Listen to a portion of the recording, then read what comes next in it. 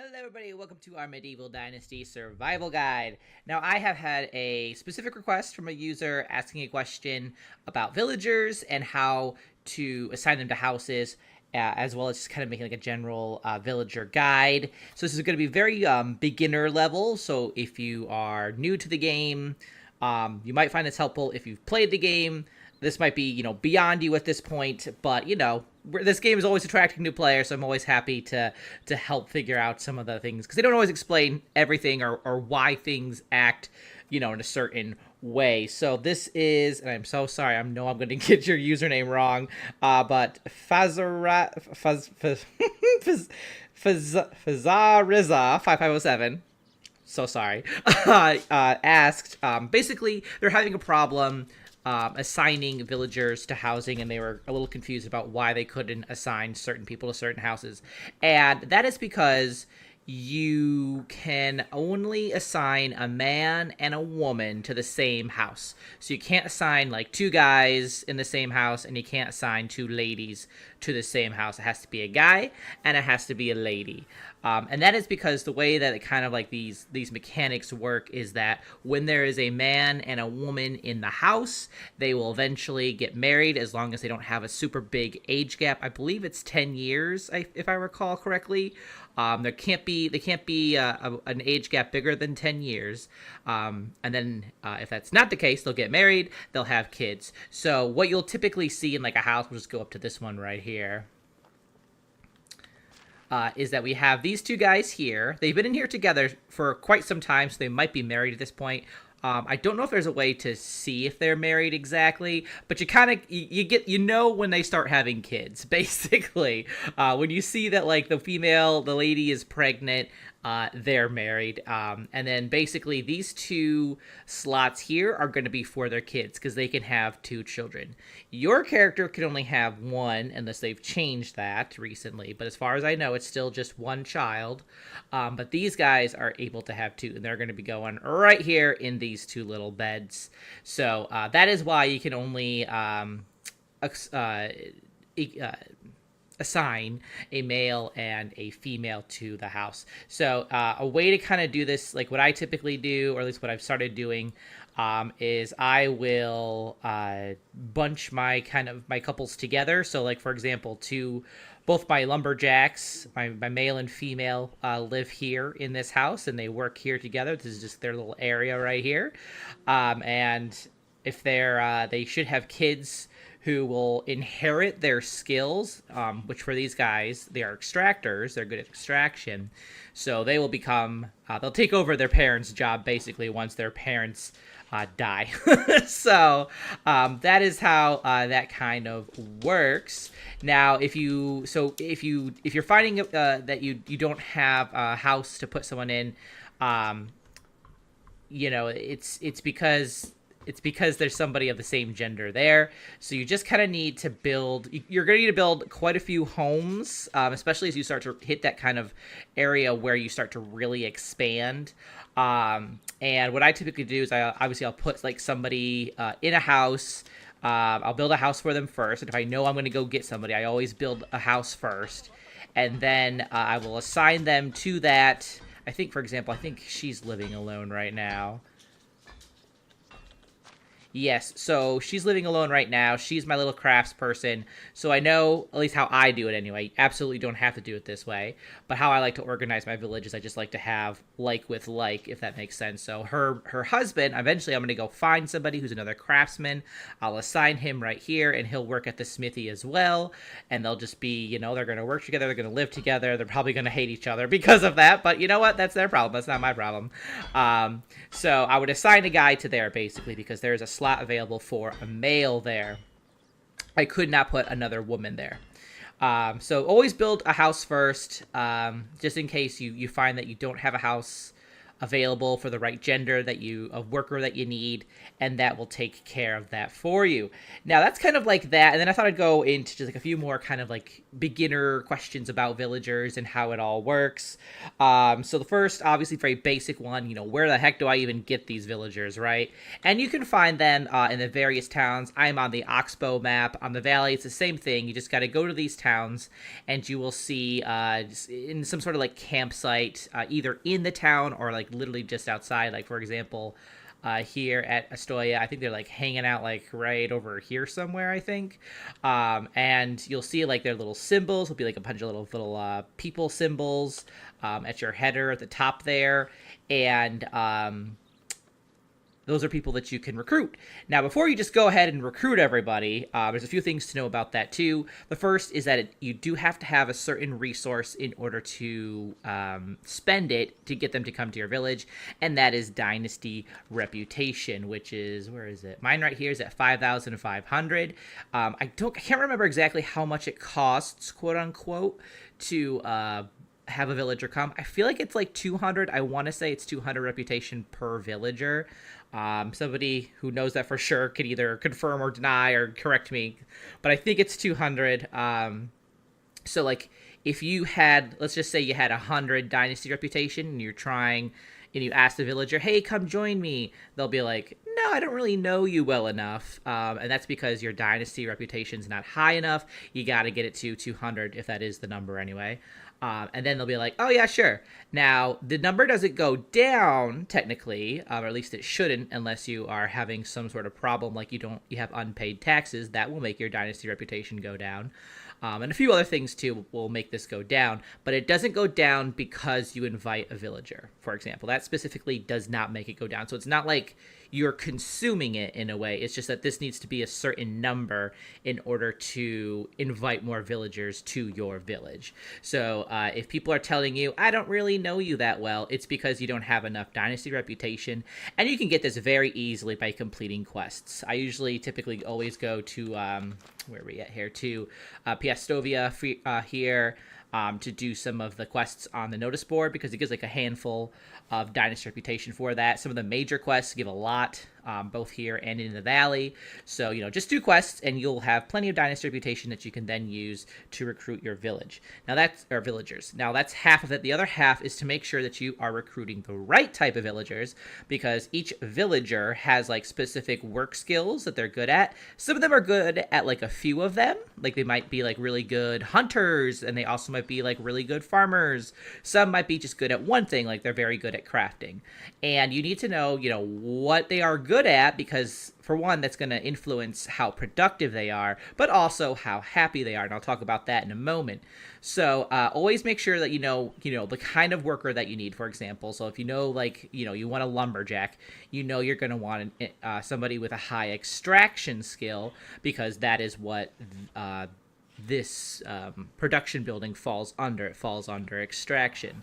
So these guys, for example, they have really high extraction. We can see his thing here. He has 7 in that, but that's because he's been working there for a while. When he started, he just had 3. And that's kind of like the top skill level that you can get for just your basic villagers. 3 is the highest you can go. There are special NPCs, but I'll talk about that again in a moment too.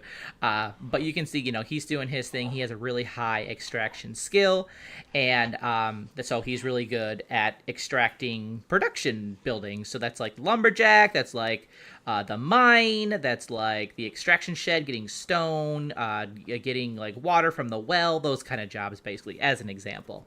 So, just make sure you know what worker skill you need for the job that you want to fill, and then you're going to have to go find that villager. And it might take like a few trips to different towns to find them.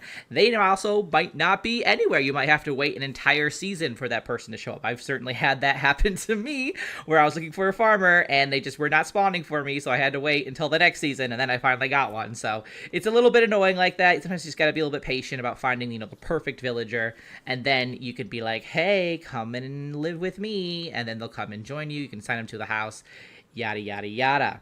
Now villagers have needs, and that kind of impacts their happiness. So happiness, I have a video on this which I will link in the description, that kind of goes over the different ways to make villagers happy and what impacts their happiness. But basically, the very, very, very basics is that they need food, they need firewood, and they need water. And before, at the very beginning of the game, before you have like the resource storage unlocked, for example, you're going to have to put those items inside their houses individually. So you're going to need, in each house, you'll need to put some food, a bucket of water, and some firewood. And then once you have the resource and food storage, I would say as well, unlocked, then you can start putting those in there, and they will take those items from their storage building. So they'll take their food and their water from the food storage, and then they'll take the firewood from the resource storage. You just got to make sure, obviously, those items are in there. And that's the very basic. If they have those needs filled, they won't leave. They won't leave you. They won't leave your village. And I should say housing as well. Obviously, if they don't have a house, they're not going to be happy, because they then can't get those resources. So houses first, and then food, water, and firewood. All good things. An additional little thing there too is that in winter they do consume a little bit more firewood. So make sure that your log people here, your lumberjacks, are making a decent amount of firewood. They're not going to go crazy on it, but obviously the bigger population you have, the higher firewood need you'll have there. And you can influence that by like insulating your homes. That will make it so that they don't require quite as much firewood. So if you find yourself constantly out of firewood, you might want to look at insulating your homes. And it's only your homes, does not affect the production buildings, only the homes. You can, if you want to, insulate the production buildings, but it's really just the house that matters. So there's that. And then there's other happiness things too. Like obviously they are happier when they get married, when they have kids, when they have decorations in their house, and when they are assigned to the correct work production. If there's somebody's like, I hate farming, and you make them a farmer, they're not going to be happy. So, kind of have to keep all those little details in mind, and just kind of improve their happiness as you go. Like, for example, like I'm still in the growing process, so I haven't even really gone into super decorating their homes. I've decorated the exteriors as I've gone, but I haven't really gotten into decorating their actual homes. That'll be something I do, down the line, and that's going to make them super duper happy after I do that. So those are all kind of like little things to keep in mind as well. So I guess one kind of thing to keep in mind too is just how their relationships work. Now, as I mentioned before earlier, it's hard to tell like when they're officially married. The two people that you put in a house together, there isn't like a ring on their finger or anything. One kind of hint is that they'll stop talking about how they want someone to love. You may notice, your singles and even people who have just moved in together, they might be like, oh, I'm so lonely. I wish I had someone, blah, blah, blah. And at some point, they'll stop saying that. That means more likely than not, they are officially together. They are married. And then a few seasons after that, perhaps you might see that they are they have like their first baby together, which it looks like nobody in my group is married just yet, which makes sense because these are all people who more or less just moved in together. We're moving at a pretty fast pace here, so I don't have any pregnant. The wife that I have, she was pregnant. She's already given birth to our baby. Where is she at? There it is. Happy family. So it might take a little bit for them to actually get pregnant. When they are pregnant, you will see a little like symbol on the right side here of like a woman with a pregnant belly. It'll be green. That means that they are pregnant, and it's going to take a few months for them to give birth, I believe. And when they do, the mother is going to take care of the baby, much like my wife is doing in there, and they're not going to work for 2 years. So you kind of want to keep that in mind when you are assigning your villagers. Now, obviously, you can absolutely go you can do it however you want, but my suggestion would be maybe don't have the villagers who are getting like basic resources be women, and that's like your meat, your logs, maybe even farming for the most part. I would definitely put them more towards crafting jobs and market jobs, because those are things that you yourself can very easily take over when they are not there, when they're taking care of their babies. But obviously, do whatever kind of strategy you want, but that's just something that I have found helpful in the past. I'm kind of just going wherever right now, but you know, this is a very slow paced playthrough for me slash fast paced, but whatever.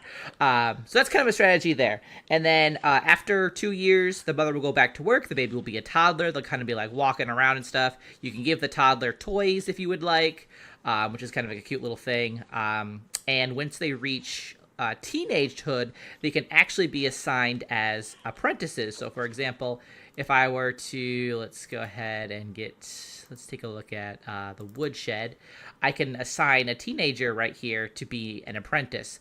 And what that means is that they won't be like helping these two people here make stuff. They won't be adding to that. Like for example, like, you know, they won't be helping them get logs. Like this number will not increase because there's an apprentice there. Instead, it's just about their skill. Their skill will start to increase. So that's very helpful because if you have a child with like a level 3 skill, whatever we'll just say, as they are teenagers, as they're growing up, that skill level will go up too. So by the time that they are ready to take over this position, they might have like a level 7 or something, something high basically. And so they're going to be able to produce a lot right from the get-go. So that's pretty great. So just kind of keep an eye on that. Make sure that, you know, once your kids are teenagers, you are making them apprentices where you can. Not every production building has that. So you kind of have to, you know, do what you can when you can. But that is a little additional thing there. Now let's talk about special NPCs. Now, special NPCs are kind of like, they are these villagers who are only around when a quest is available. And a lot of the time, I know over on the Valley map, I got these quests through my wife. She'd be like, hey, there's this person who needs like help or something, or I need to go buy something from this person, and you'd go there and you'd meet this person, and they are very specialized in a type of skill, whether it be hunting or farming or whatever it is. They're really good at it, and that means that their starting skill isn't 3. I think it was 6 if I recall. It's been a while since I've had a special NPC, but I'm pretty sure it's at 6. So they have like this immediate boost, and they're going to be, you know, that skill level is only going to be going higher and higher, so they can get you know, a lot done because their skill is higher from the start. And their kids too are going to inherit that as well, I believe. So, you know, it's pretty awesome. But like I said, you get them through quests. On the Oxbow map, I haven't encountered any yet, but I have had people say that like they were out exploring and they found like a campsite and there was somebody there who had a quest or whatever, and they like picked it up and they helped that person out. So if that is the case, you know, just if you're on the Oxbow map, have a little run around, see if there's anybody out there who needs help, maybe do some of the quests as well, and you might run into a special NPC. Now, be very careful. I would definitely say anytime you pick up a quest, save before picking it up, because you might find yourself being like, oh, I completed your quest, you're going to join my village, I don't have a house for you, oops, let me go make one, and then by the time you make one, they might have left. And the bad thing is, that's the only opportunity you have to get them in your village. So if they're gone, they're gone. So I would always say, before you pick up a quest, even if you're not sure it's going to go to like a special NPC, just save real fast before the quest, and then you can determine like, oh, I can invite this person, and then like, you know, you can go and build a house or whatever. And then if they leave, you can be like, oh, I need to resave, and then you can build the house, knowing that this is a special NPC quest. You can just build the house first and then take the quest, and you'll be good to go. So that's just kind of like always a little thing, a little detail, a little tip that I suggest is just, you know, save beforehand. Save. Saving is good. So that's about it. The only additional thing that I wanted to quick go into was how to assign villagers, because that has changed a little bit with the crossplay update. And so let's kind of go into that. So first we got to go obviously to our management tabs. This is where we're going to see all of our stuff. And let's just say, I guess we'll just kind of go here again. So we have Boslawala right here, who is our lumberjack. Let's just quick remove her just so we'll pretend that she's not there. So we have like this slot. So basically how we start this all off is we go into our management tab, we click on the job that we want them to do. So I want a lumberjack. We'll double click this. And it might be a little bit different if you're on console. You might not have to double click. You might just need to like press a button. And we'll find who we want to be that worker. So obviously it was Boslawalala because she is really good at extracting. So we're just going to double click her. And now she is in here. But she's not going to do anything if we don't have 1, tools available for her, and 2, tell her what to make. So obviously for a lumberjack, we need an axe. So, and it kind of tells you really helpfully here, like the axe that they're currently using has this much durability.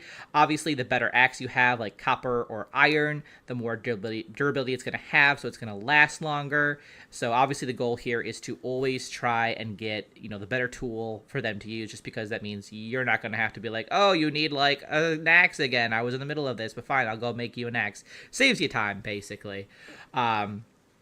So you have the axe. Now you can put the axe either in the production building itself or in the resource storage building, and they will pull it from either. I typically like to put it in the actual production building just because I just like to try and stay organized that way. So for example, I would just put it right here where they have 1 stone axe in here, so I should probably go make some more. So that's where they can pick it up. Or again, like I said, you can also just put it in your resource storage barn right in there. Now, if you go back in here, now when it comes to, so we've told them, we've assigned who we want at the production building. We've given them the tools. Now we got to tell them what it is that they need to make. So for that, and this is where things are a little bit different, we're going to click on this little document looking thing right there. It has like this little symbol of like, oh, production. And that is where you can tell them to do certain things. Now, we're going to first click on the edit assignments. And again, this button might be different if you're on console. And then here we're going to have a list of the different things that we can have them make. Now, I have all of these clicked, but you don't have to. If you don't want them to make planks, you can just like unclick that and they won't make planks. I want them to, obviously, so I'll just click that again. And then once you have the items that you want them to make, you're going to just click escape to get back to this little window right here. And this is where you start to play with their worker intensity. So we have little buttons right here where we can be like, oh, I don't want you to work, that hard. I don't want you to make like a bajillion logs. Like they're making like 90 logs. Honestly, I should probably take that down, to be honest. So they're making like 90 logs a day, or 126 apparently. And this number is going to be very small initially for when you first put a villager in. And that's just because, again, the highest skill they can have is a 3. So if you have like a 2, that number is going to be even smaller. But as they increase their skill, like remember, my 2 lumberjacks, they're actually at 7. This number is going to increase because they have a higher skill. They're producing more. So that's kind of how the skill number works there. Higher skill number equals more items that they are making. So basically, you just kind of like play around with this, and 100% is okay. They're not going to be unhappy. Worker intensity doesn't really impact mood or happiness, so that's fine. You can put them at 100%. They're not going to be like, you're overworking us. That's not the case. They're fine. But basically, what this really does is just kind of like makes you determine how much of something that you want. So you might find that like, if you're not making enough logs or something, you might need to go make like another work shed or wood shed, and then have somebody specifically have a new worker there specifically making you logs, so many logs, and you'll have, plenty. So you might have to like play around a little bit. You might have to make some doubles of production buildings if you're like just not getting enough of that resource. And then just play around with worker intensity to determine, how much of what you want for each thing. And it's really that simple. And they'll just go to work. The only thing that you need to kind of keep up on is just their tool. Make sure that they have the tools that they need. But yeah, so that's about it for that, for assigning your workers and getting them moving and all that. And another, I guess, additional thing for that is that your fields are a little bit different since they have introduced certain things like seasons. So if we go to, I guess actually that's the same case for like even this too, is you can sometimes, if you press, for me, it's the H key, we can then switch to like the seasonal. So like maybe I don't want them to make as much firewood like in spring or something. I can go to like the spring symbol, which is right here. It goes spring, summer, fall, and then winter. I'm in fall right now, which is why the little yellow icon is right there. But I can just be like, okay, you know what? I don't want you to make firewood in spring, so I would just like click this off, so they wouldn't do that, but they would do it in all the rest. So make sure you guys take advantage of the seasonal stuff. It's pretty great, especially for I would say production buildings, like I would say hunters, and I would say herbalists, and obviously farmers too. All those things can be very helpful, in my opinion anyway, just to kind of give it a little bit more a detailed control. But that is about it for our villager guide. It was a long one. But if you guys do have additional questions about villagers, do let me know. I'm always happy to make videos about, specific questions. I'm here to help, But that's about it. Thanks so much for watching, guys. I'll see you in the next one. Until then, keep surviving and keep thriving.